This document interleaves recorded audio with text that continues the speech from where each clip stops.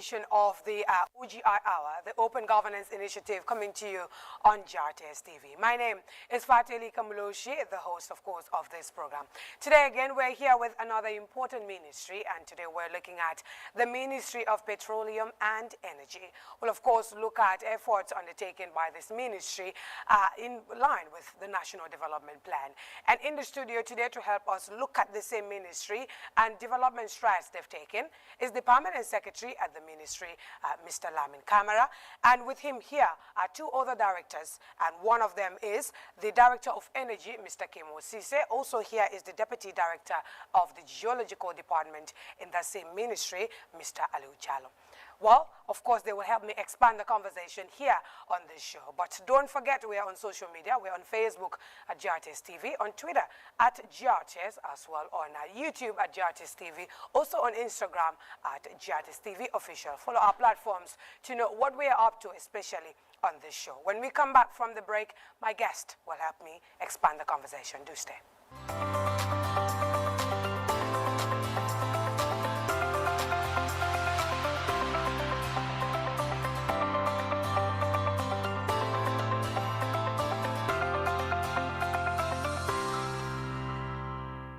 Welcome back to the OGI Hour. Like I said in the beginning, today we're looking at the Ministry of Petroleum and Energy.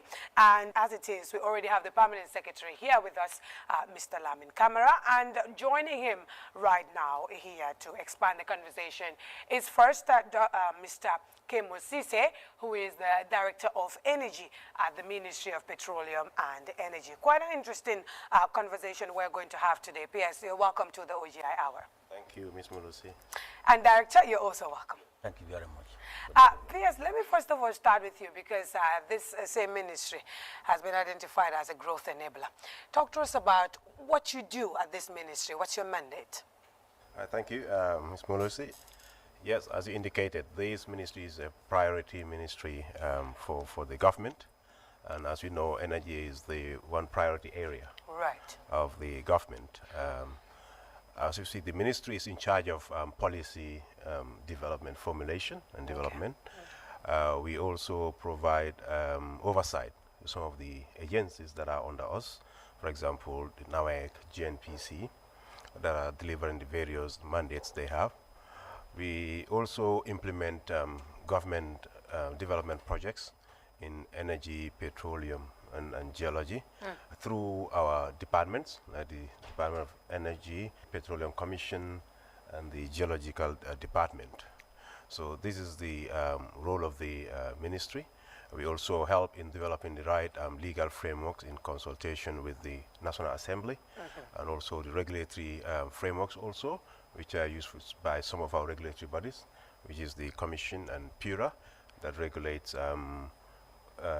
petroleum also and energy. Yeah, so interesting. Yeah, and we're going to, in fact, talk a lot about energy as it is. A lot of people are aware the government is really placing, a lot of emphasis on this sector. And as it is, government is keen on moving towards a private sector-led economy. And yet, a priority, which is electricity, is still a big obstacle to attaining that. How do you explain this? Yes, you're right. Electricity has been a challenge for this country since independence. But with the coming of the new government, we've seen first of all, what we did at the ministry was to develop a strategy. Okay. And we developed a strategy on how to overcome the problems inherited from the former regime. That was done in 2017. And in the cost of that, is to see how we encourage private sector participation, especially in the area of generation of power. But that has been the challenge. Generation was a challenge because of the old generators we had, which were inherited and which have to be replaced. And in doing so, as you can see, it brought some stability. So when you say old, for how long have these generators been there? Yes, some of them have been there since in the 80s. And we're still using those ones? Yeah, we're still using those ones. Where is the problem? Why can't we change them? Yeah, we are, as I said, the strategy looked into how we work towards changing those generators. Obviously, the project, you cannot just come and pick one and put another. It's a process you follow. So what we were doing is that we working on a tender process because we want anything we do, as you said, private sector participate, but it has to be open, as your program indicate, open governance. Of course. Everything has to be open and transparent. So we work on a tender process, and as we speak now, we just closed one for 30 megawatt. That is going to be private sector led for generation. But what we did before, because tender takes time, and people were clamoring for energy stability in the energy. So we got into an emergency arrangement. That's how we brought car power in to provide about 30 megawatt of energy to us, so that we stabilize the supply, and that did a lot of positive reaction from the public, because we heard of Operation Westfield before and but now we don't hear that because of that kind of stability we created within the industry. We are also working on another PPA that has been signed to provide electricity in the Basse area. Okay. You know, where we also had some energy problems. It is not being resolved now with that signing. We managed to provide 24 hours power in North Bank region, and through importation of power from Senelec in Senegal, which is a norm now, because power doesn't necessarily mean you always have to generate power in the country. So we look for the cheapest source of power that is cost effective, and that also provides service to the populace. But in cheapest, how are we making sure that it's indeed efficient? Yeah, it's the cheapest and also efficient, because as I speak to you, there is 24 hours electricity supply in Farafenni area, yes, which was not happening in Combo here then, until car power came in. So it was a big difference, because they used to ration energy supply in those areas. Okay. So interesting thing you mentioned that you've designated a special one for the private sector. How do you coordinate the usage? The usage at the moment is we generally provide power supply. It's not, we haven't got into that apportionment of power usage and all that. But the projects we have now, right now, we have projects that are already lined up, and we've got funding where we'll get this SCADA system in place that would help. The SCADA system will help you to ration, to see how you distribute the power to the most important sectors, and while others, while other, not less important, but they also have their need according to what they need. So you've started the study already? We started the study, that was done. We've got the funding. It's now about implementation. We are following the procurement process to be able to... How soon do we expect that to happen? Our target is 2023. Okay, that's about 2 years. 2 years from almost now. 2 years from now. Yeah, our target is 2023. All right, let me just shift to the director here. He's the director of energy at the Ministry of Petroleum and Energy. Mr. Sise, energy has cross-cutting impacts, of course, we are aware, in our households, agricultural production, ICT, transportation, industry, commerce, and our reliance on energy will grow as population increases and standards of living as well. Do we have the capacity to keep up with the growing demand? Yeah, for now we don't have the capacity, but as Permanent Secretary mentioned just now, we have developed a roadmap with the coming of the new government. The roadmap identifies priority projects in terms of generation, transmission, and distribution. For T&D projects, they are earmarked for public sector financing. For generation, they are all earmarked for private sector financing. That's what he was talking about, the tendering. We will bring these projects as they are due. We cannot bring all of them online, but they have to be gradually phased in so that they meet our demand. So what are the priorities here? The priorities you mentioned that has been identified in this roadmap. The priority is to fix the T&D and also increase the generation capacity. By T&D, what do you mean? Transmission and distribution. Okay. Yeah. So as PS mentioned, these projects are already being implemented. For the T&D, they have already tendered, and I think the contractor is already identified. So that one is going to do 225 kV line from Brikama to Jaba, and it will have a SCADA system. What that means, or what that does, is to remotely monitor whatever is happening on the grid. Right now, we don't have that. The transmission capacity we have is 32 kV line, which is a distribution in most of the countries. But we want to upgrade this to 225 kV line so that we have the capacity in the transmission network to evacuate huge amount of power to the load centers. So that will go along with the generation capacity increment in generation. So that's why we tendered the 30 megawatt. Cat power also is there, and we are hoping to get power from OMVG. This will be about 47 megawatt. OMVG is a sub-regional organization for the 4 countries. So they are exploiting the hydropower potential of the member countries, particularly Guinea-Conakry. Yeah. Let me shift back to our peers here, because in the Gambia, the main source of energy is fuel wood, followed by petroleum products, and of course, a close to nothing fraction of renewable energy. Dissect the usage for us here in terms of consumers. Okay, thank you.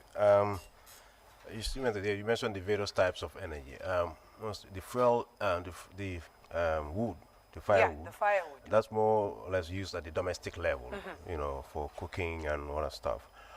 What we are doing, we have a project already, and which we'll be launching next week.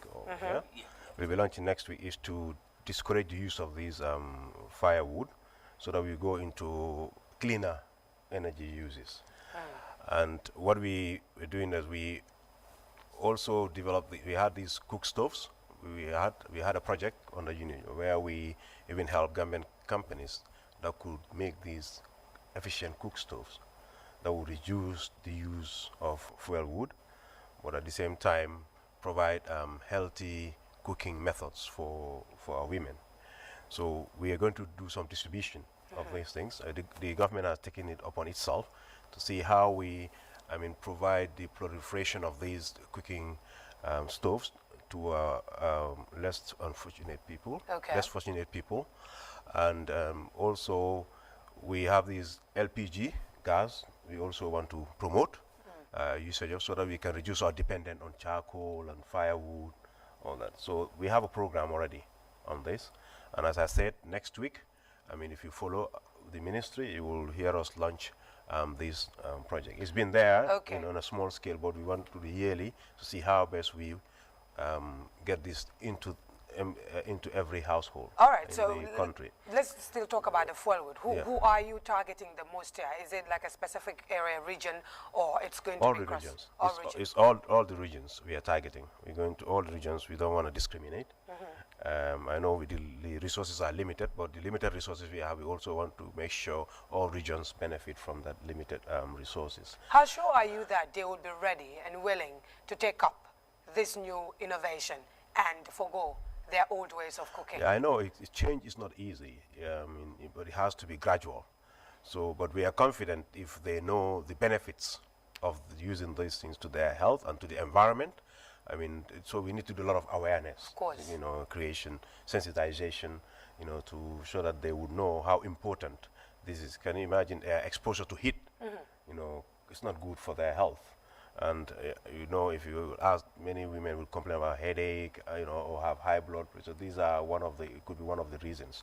So we want to at least help the women to have a healthier way of cooking and a cleaner use of energy for their own health and for the family, the betterment of the family.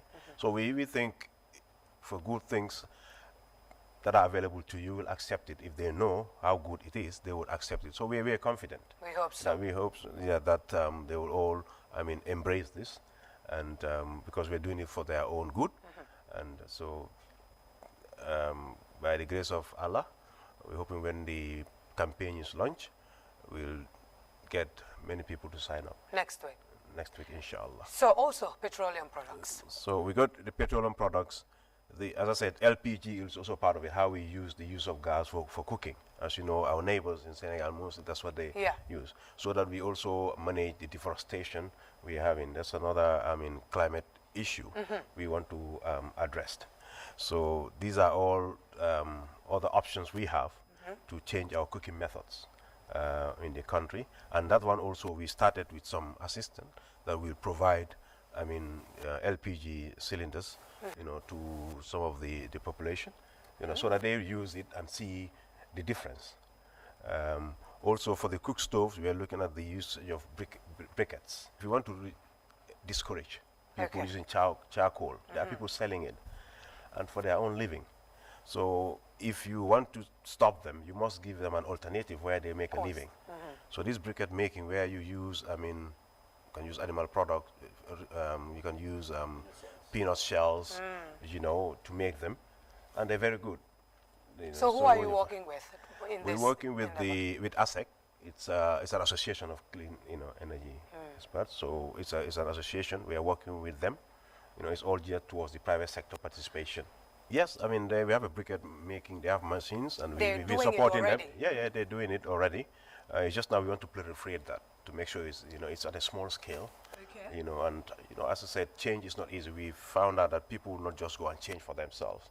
So at least government can play a role, and this is why we are starting this campaign as a government, where we'll encourage, we'll also provide the cook stoves and some briquettes for people to start using and see the difference. As the saying goes, seeing is believing. So we believe that if we do that and they see the difference and how beneficial it is to them, they could easily embrace it. We hope to see something soon. Yes, you wanted to say something like I would just want to add. Sure, go ahead. Well, yeah. Actually, these briquettes, there are companies that are already making this thing, but on a small scale. Ah, and as a result, in the Gambia here? Yeah. And as a result, Ministry also is coming with support from UNIDO to give grant financing to these companies. And these are private sector companies? Yeah. In fact, some of them are individual women. Most of them are women, interestingly.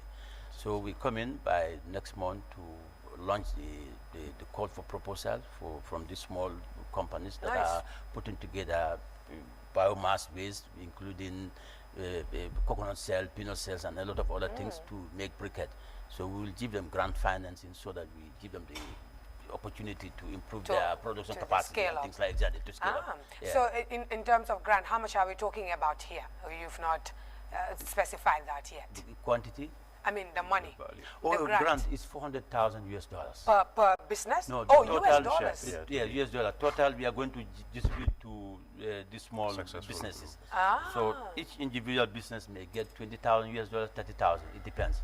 That has to go through. 20,000. That's about $1 million. See. Yeah, 20,000 like US that. dollars. Yeah. So you are starting that as well in next month, like you mentioned. No, that one, the tender will be launched for the entity to manage the fund. We are still in the preparation state, but everything will be done next year. All right. It's different from this other one. Actually, the fund have to manage by an entity. Okay, Exactly. more like an implementing partner. Maybe a private company, like financing these financing companies. Exactly. So okay. You handle the project. So they'll handle the disbursements to the successful. Yeah, of course, it will be difficult for the ministry to do that. Yes. So I mean, it's interesting to know all of this. But now, P.S., the president is championing universal access to electricity. I mean, during the tour, we've all seen and heard how he's been emphasizing an 85% coverage of energy, but in the next 5 years, and that is hoped to be generated, part of it as well, about 15%, if I'm correct, is hoping to be generated from renewable energy and natural resources. Is this attainable in the next 5 years? Oh yes, it's attainable. And I would say, in fact, we revised the target. The target was 2030. For universal access, but because of the progress we've made thus far, we've revised the target to 2025. So you feel you're moving at a very rapid pace? Yes, okay. We're at a very rapid pace, and as we indicated earlier, the projects are already, the finances are here, the projects have been designed. It's just the procurement process we are doing to ensure that all these infrastructure is implemented, development is implemented across the country. So what we are saying that by 2025, it is attainable. The 100% is attainable, but at least we are certain that we will do the 85. The projects where we'll do the 85% by 2025. But the universal access is attainable 2025. 2025. Based on Director, this is your area. What's your take? Yeah, as PS said, the target was 2030 universal access. But because of the support we are receiving from partners and of course the efforts government is putting into access to energy, we feel confident that we were able to revise the target to 2025. For 85%, certainly, as things are going, we sought to attain 85% coverage by that time. Yes, So, we are okay. we're using a mix of grid extension as well as mini grid. So there will be certain areas where we cannot extend the grid because of reasons of non-viability. But in those areas, we are going to deploy decentralized power supply system. We call them green mini grid or home systems. It's possible, yeah. And so when we're talking about this major achievement in the next 5 years, do we have like specific projects that are in fact magnifying this project at a very rapid rate? Yeah, you may be informed about 2-3 weeks ago, we launched the electricity expansion project in Kiang. That provided access to so many communities. It's a recent one. And also we inform you that we are doing we've already tendered and about to implement the 225 kV line, transmission kV line. Then also we've closed the tender for 30 megawatt, and OMVG is coming. All these projects will be realized in the next 1 year or 2 years. So you see they are within the 5-year period we are targeting. All right. So when we have all those things, suddenly we will deliver the target. Come in. Yeah, and that's right. We also, when it comes to the transmission access, as we said, that we already concluding a tender process also for the Lamenkoto Diabugu area. They don't have in CRR, they don't have light. I mean, I think that one is on. We've concluded surveys for other parts of North Bank region that were not connected, so that we complete that area. Survey is also concluded for the URR region. And we have this $66 million from the World Bank through ECOWAS. It's called the ECORIP project. I'm sure you may be seeing vehicle coming across vehicles, ECORIP. 1, 2. Yeah, that 66 million is to cover about 100 kilometer radius of these OMVG substations. We have one in Soma and one in Brikama. So villages that are 100 kilometer radius of those substations will all be electrified. Will all be connected, yeah. And that has, Gambia being a small, I mean, if you look at the width of the Gambia, it's not 100 kilometers.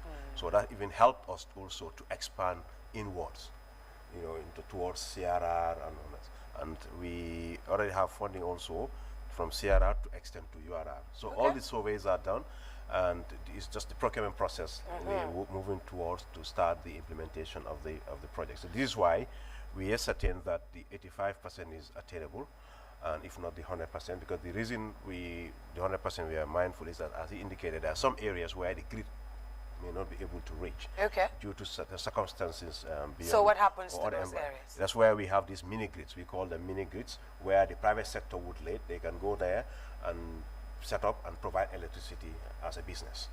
By that, is it going to be renewable energy then? Yeah, exactly. It's going to be renewable energy. All right. Well, you've been mentioned about renewable energy. Maybe I should tell you the plans we have about renewable energy. As you know that in the NDP, so we want to increase our renewable energy uptake from 2% to 40%. Right. And right now we have a 20 megawatt project that is ongoing. That's the Jambur side. We've already compensating the people that have the land, so that we'll be providing 20 megawatt of solar power generation at that end. We also have these through UNIDO. We've been working with the private sector also supporting institutions to be able to use solar energy as their source of energy. If you come to our office now, there's a project already ongoing for almost 500 kilowatt of solar. Area? Yeah, to provide energy to the ministry, and this is being implemented by GNPC. Okay. Through the support of UNIDO, which is a project, our UNIDO project under the ministry, and we supported MRC. They also had about 500 kilowatt there for solar energy. GCCI, we're talking about private sector support. GCCI also has been support about 109 kilowatt there. So we've also did some solar home systems, you know, some in CRR, and through the support of UNDP. We also have another project. That's a NAMA that is ongoing. We're hopeful that we'll be able to conclude NAMA, that. where is that project? NAMA is a NAMA project which is being implemented in collaboration with the Ministry of Environment and UNDP. That is of about another 10 megawatt, and part of it which will be in Farafenye, about 7 megawatt, and then the balance will be in Basse. So there are a lot of renewable projects that are going on, and I think the director can tell you some of the likes of Mbolo is the efforts to do the same projects that they were created, and we see what they're doing in renewable energy. They implemented the MRC project with their partners, and we see how women that have been trained, how they become center stage in delivering these projects. I mean, as you would may know, a few weeks ago, launched a project on the renewable energy by ECRI, the ECOWAS Renewable Energy Center, where we're promoting women participation in renewable energy generation. I mean, seeing an organization like Mbolo already leading that agenda at the community level, so you're saying you're really working with them in this endeavor? Yeah, we're working with them in this endeavor, and in fact, the reason they are in Intersolar also were through support from UNIDO project. So the director can give you an insight on how that came on. Yeah. Let me just shift to the director here, because we're talking about renewable energy, but still heavily rely on genset. Where do we draw the balance? Where is the link? Thank you very much. Before I start, let me throw a light on our collaboration with Mbolo. Okay. It started way back in 2012 when we first implemented our Jeff Unido project. We gave them grant financing to be able to do renewable energy system there. Also, the second Jeff project that was around 2015, 2016, we also gave them support. It's been a long partnership with Mbolo. Good to know. Yes. Coming back to your questions, renewable energy, gensets. Yes, it's a delicate balance we have to understand. You know, renewable energy by nature, they come from variable sources like solar and wind. If you see solar, sometimes it could be sunny now, after 5 minutes or 10 minutes, it will be cloudy. So that has an impact on how the power is generated from this plant. Wind also the same thing. It could be windy now, then in the next moment, the wind speed will go down. That impacts the production from these facilities. So they are variable sources. We call them, that's how they call.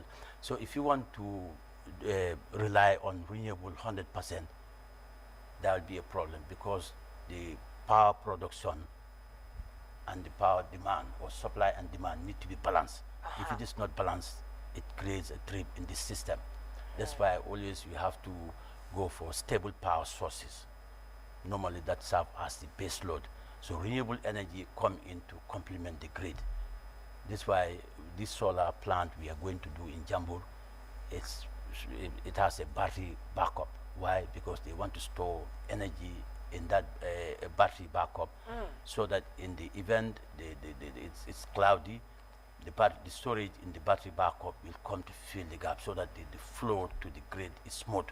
That's the difference. But for us to have higher uptake of renewable energy, we need to make our grid very robust. That's interesting, because in other countries they're talking about 100%, you know, of renewable energy in the short term. So ours is not attainable. Is that what you're saying? Can we come? Those countries, they have hydropower potentials. You know, hydropower is the stable source. So that one, if you have added to your renewable energy, you can attain. So 100%. we can't afford that. We don't have hydropower potential within the borders of the Gambia. Interesting. This is why we joined OMVG, so that we can also benefit. So genset is going to be there for a very long time. Yeah, genset is going to be there for some time. As we also aspire to join the greater WAP network, that's West African Power Pool. So as far as power production and supply is concerned, Gambia, we will try to get power from the cheapest source. For now, what is available to us, gensets are here. We are trying to add renewable energy. But as we open the door to access the OMVG network and the greater WAP, if you can get power from those areas, cheaper than what we can produce in the Gambia, we'll go for. But we need to also maintain minimum national production capacity, because you know we cannot afford to go blackout at certain stage. So this is why we need to maintain minimum national production capacity. For now, this will be in the form of gensets and renewable energy. Okay. Yes, but we have to balance it too. All right. But PS, what do you say to the statement that electricity supply in the Gambia is among the most expensive in sub-Saharan Africa? It is unreliable and costly due to high cost of fossil fuel, the high cost of installing the transmission infrastructure, and electricity loss during transmission and distribution.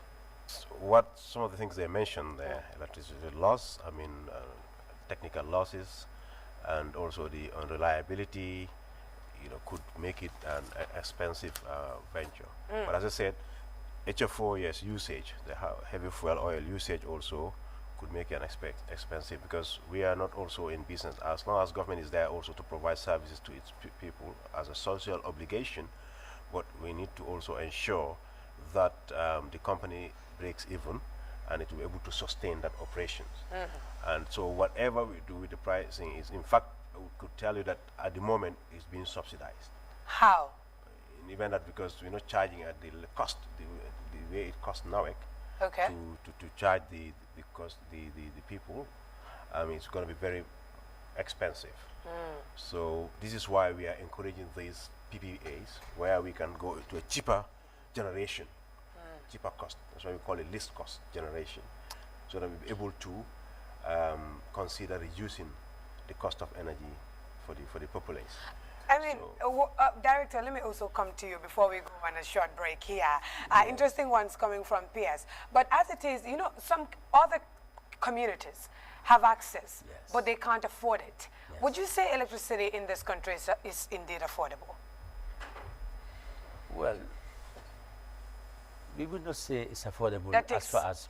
Good. You were hesitating, so I expected something like I'm that. not hesitating. Go ahead. We want to make it more affordable. All right. We That have means to look it's at... not affordable to you. we have to look at the circumstances in which we operate. Okay. Coming back to the question asked peers, saying that people are saying the power here is more expensive than other countries in sub-Saharan Africa. It's found, studies found. Yeah. This depends on the source of supply. We have power supply from gas, from HFO, from hydro, from other sources. So the cheaper sources will be gas and hydropower. Gambia is not blessed with gas up to now, neither hydropower. So the only form of power generation we can do for now is either thermal generation with HFO or with solar. These are expensive sources. Of course, solar is coming down recently. So this explains the circumstances why the power supply in the Gambia is expensive. Yeah, because with all this that you mentioned, these alternative sources could be a sustainable means of kind of mitigating these vast effects. It's not that straightforward, because some of these you need huge capital outlays to be able to implement them. So if you don't even get the resources to implement you can't start. Director, yes, just before we let you go, to just tell us, so where are we at this point in time in terms of electricity coverage right now? Where are we? And, of course, the rural area, theirs is even worse. So access in their area means a lot in our improvement. Talk to us, where are we? And with the meager resources, how hopeful can we be? Yeah, where we are now is we are above 50% access rate. Nationally? Nationally, yes. And as far as our projects are concerned and various efforts as explained by PS, with these access projects, when they are all implemented, we will have 85% coverage by 2025. But with this 50%, what's the percentage of rural coverage? The rural coverage may be 30% rural coverage. 30% out of the 50% rural electricity coverage? No, let's put it this way. Okay, make me understand. National, yes. Rural areas, we have 30%. 30% generally? Yes. Nationally, we have more than 50%. Of course, I was thinking it's about 70%, but maybe that's a little bit higher. That's a little bit high. That's a little bit high, yes. if all the projects are implemented, the access projects, we'll have nothing less than 85% by 2025. Very well. Yes. Director there of the Energy Department at the Ministry of Petroleum and Energy, and with him here, of course, is the PS himself, Mr. Lamin Camara. This is the OGI. We'll go for a short break, and when we come back, we have a lot more to discuss. Please stay.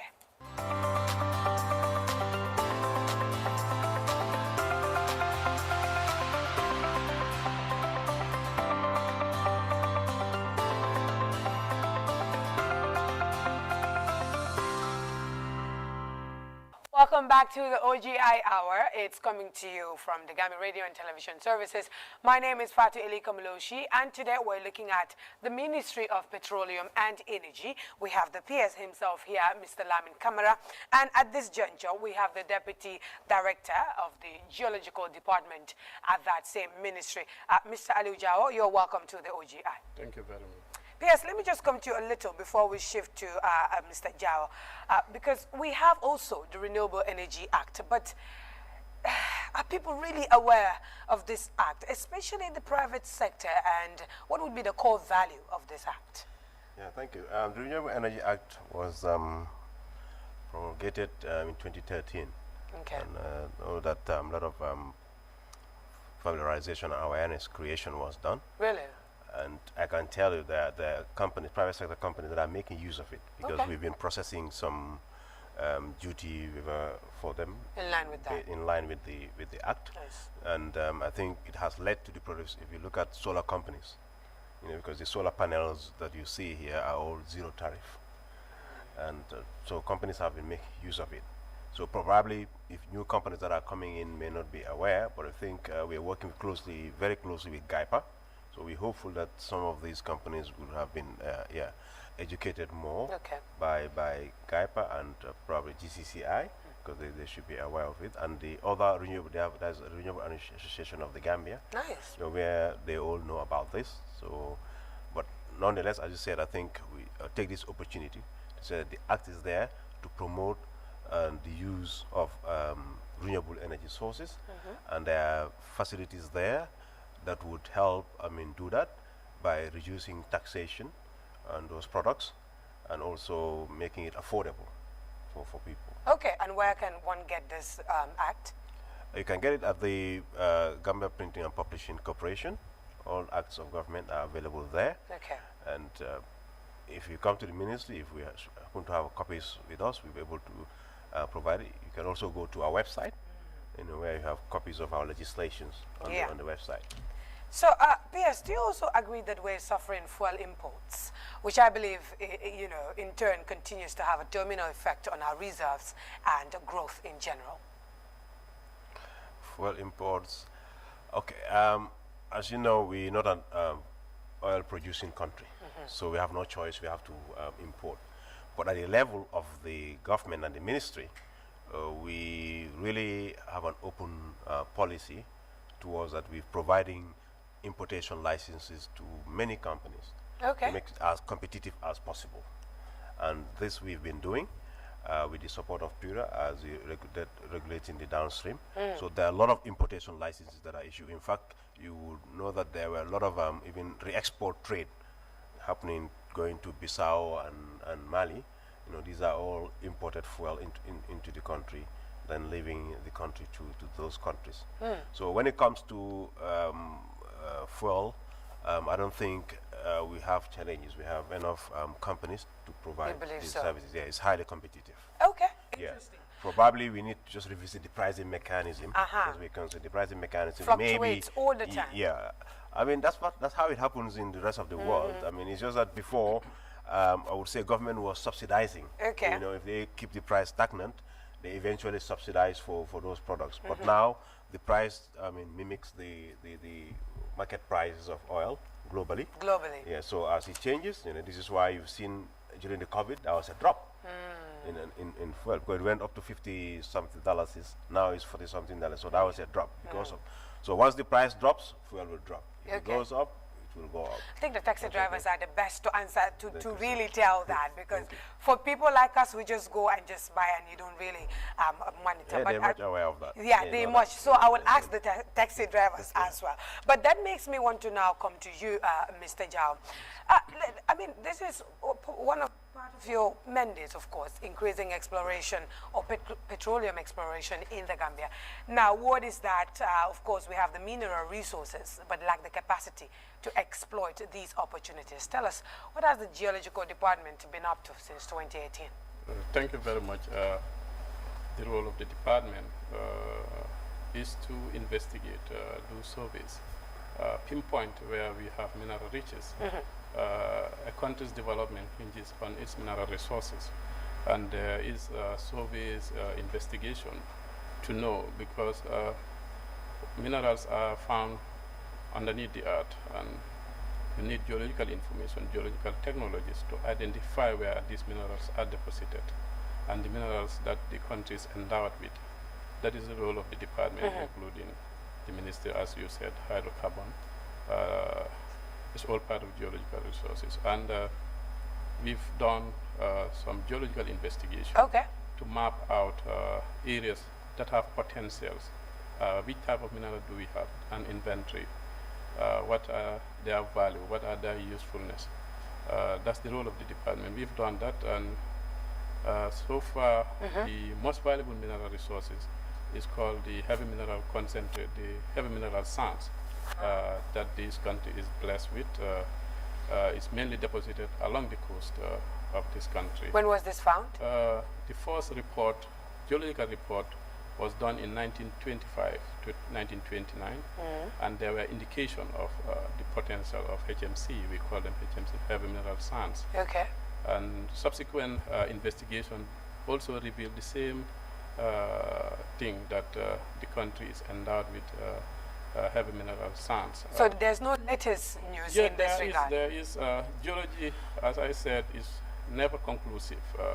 Reports upon reports will reveal different deposits or different quantity. The quantity could vary. There is always reassessment, and that's what the department is doing. Okay. Going through those reports, there were in 1975 a World Bank pilot project to unearth our clay potentials. Clay is also a very important mineral resources, and the quartz sand deposit we have in this country. So quartz sand is the glass sand. It could be used for glass manufacturing. We have millions of tons of that mineral in this country. So geology is ongoing. Okay. There are investigations, and we map out the other potential. The other important aspect is our construction art material, like the sand and gravel. We do map out the areas that have the potentials, and then the techniques to mine are all being mapped out. So yeah, there are mineral exploitation activities going on in this country at the moment. I mean, how compatible are these resources with, of course, our terrain? The Gambia is in the center of sedimentary basin. We call it the MSGB basin. Is straddled in the center of that MSGB basin. That's the Mauritania, Senegal, Guinea-Bissau, Guinea-Conakry, and the Gambia. The sedimentary basin. Gambia is in the center of that basin. And the geological resources we have, the mineral resources, are dictated by those basins. Any setting, geological setting, dictates the type of minerals that would be found within that settings. And the Gambia is a sedimentary basin, and the mineral resources are all sedimentary resources. So for us, we are in the center of that sedimentary basin. Interesting. Yes. And are people really aware of these things? How best are they really utilizing it in their different, sectors? I mean, how is it really yielding any form of dividend? Is it really that impactful? These resources, are they really that rich? Yes. One thing the Gambia did was, the Gambia is not a mining country. We are not into precious mineral mining, like gold, diamond, so far. There are indications of traces of gold in the upper reaches of the country, but so far we've been in the sedimentary, like sand, gravel, and this heavy mineral sand we call HMC. Though that's not ruling out the Gambia discovering some valuable minerals. So what we are doing now is to enhance the resources that are available, that we have discovered in this country for economic development. The importance of, for instance, sand for construction 30 years ago and compared to now is our key economic mineral that we use for infrastructural development. 80% of our infrastructure depends on those raw materials. The Gambia, the Greater Banjul area is becoming one metropolitan. There is construction booming, and it's the sector that is feeding that construction industry. Okay. All right, interesting. Now talk to us about some major collaborations you've had over the past years in this regard. Yes, the exploitation is done mainly by commercial entities, by companies. And as I said, the HMC, the heavy mineral sand, they have been progress, though very slow, but we are not also endowed with that riches. Before 2000 or before 1999, there were companies that came in the country, but through further assessment, they thought our mineral riches were not economically valuable to be exploited. So then came Canada around 1999, 2000. They did exploration. As I said, the reports are there indicating the mineral deposits we have. But for a company, like a private company to come in, they must be ascertain of the value, and they would do economic evaluation whether it's worth investing or not.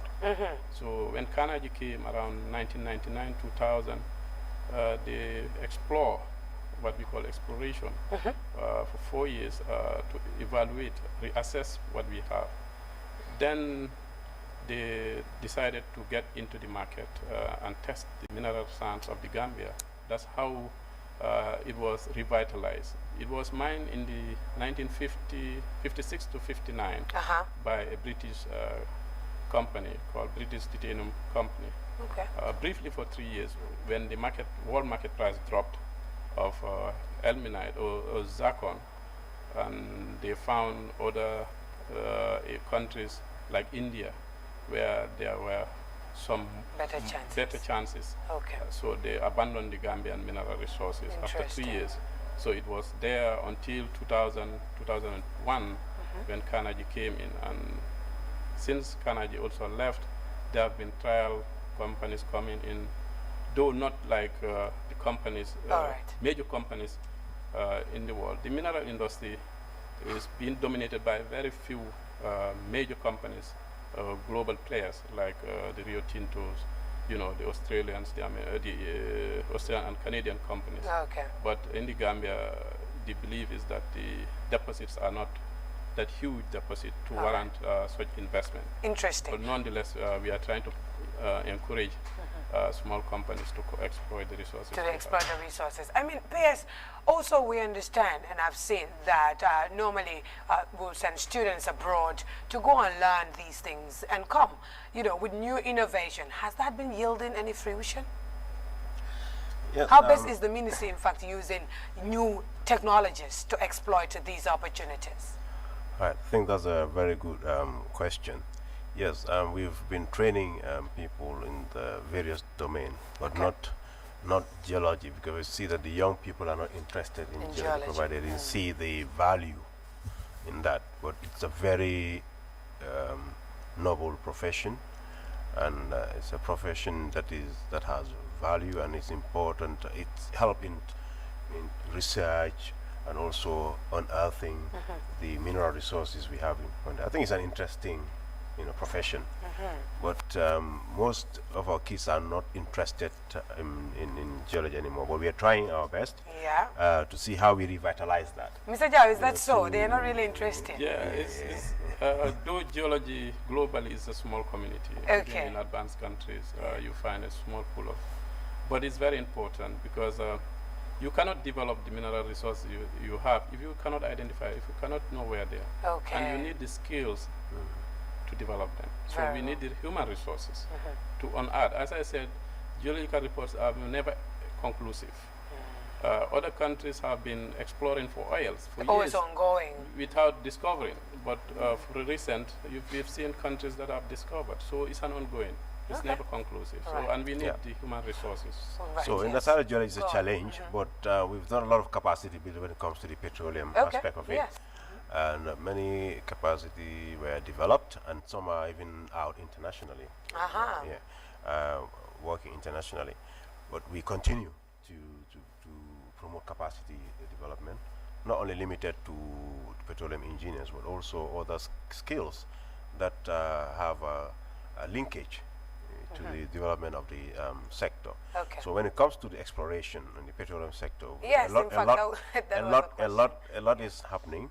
And as you may be aware, we've Yeah. already issued licenses to companies like FAR and Petronas that have the A2 and the A5 license block, and they're doing their exploration.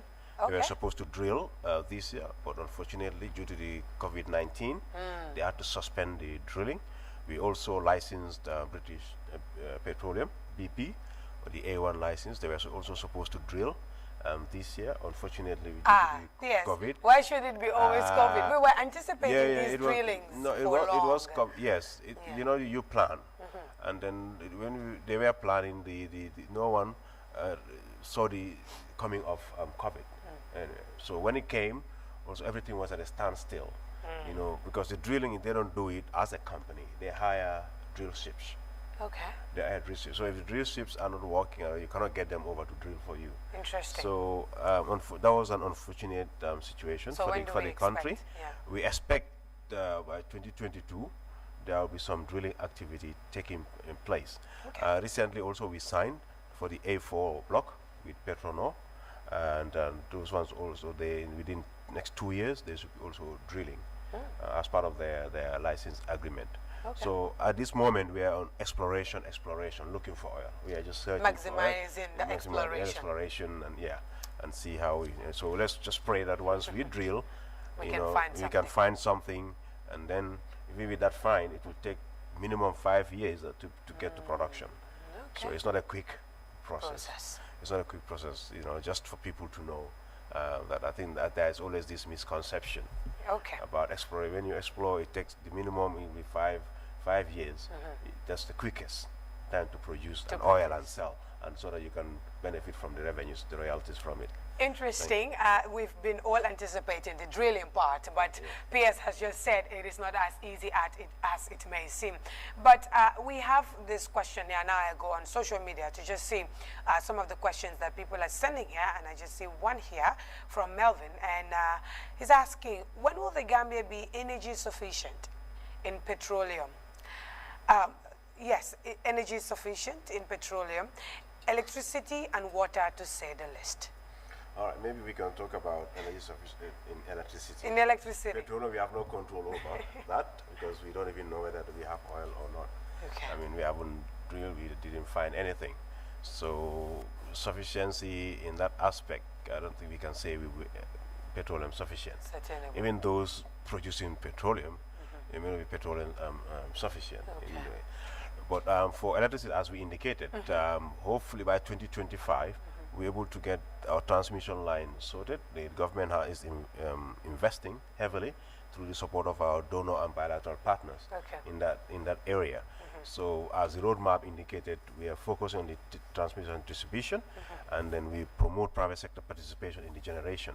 And we are getting interest from the private sector to also provide that generation capacity. Okay. So together we are creating the synergy to ensure that by 2025 we could be energy sufficient. Yeah. And talking about 2025, Mr. Jawo, what would be your take in terms of discovery? Where are we headed?